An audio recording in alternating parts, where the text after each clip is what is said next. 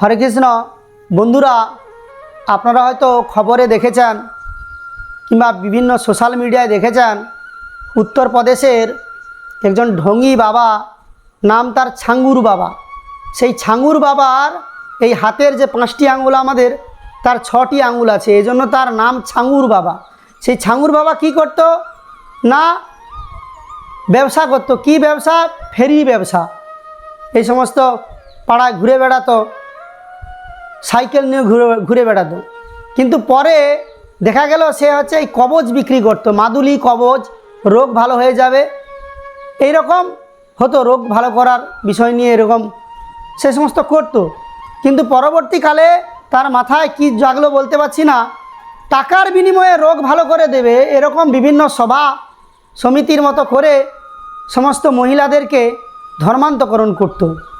এবং উত্তরপ্রদেশের সরকারের চাপে দীর্ঘদিন পলায়ন করে সৌদি আরবে চলে যায়।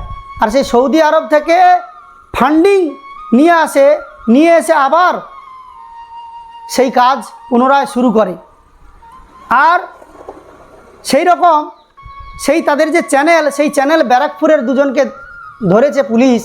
আর সেই ব্যারাকপুরেও সেই ফান্ডিং আসতো যে টাকার বিনিময়ে আর ধর্মান্তকরণ। আমি স্বয়ং নিজেই গিয়েছি ব্যারাকপুরে, আর ব্যারাকপুরে দেখেছি বিশাল বড় গির্জা, আর গির্জার সামনে হিন্দুরাই শাখা সিঁদুর পরা আছে, তারা এই গির্জায় এসছে।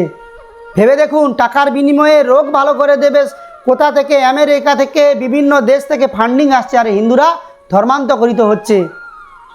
যদি না জেগে উঠেন, পশ্চিমবঙ্গে বিভিন্ন জায়গায় এরকম হচ্ছে।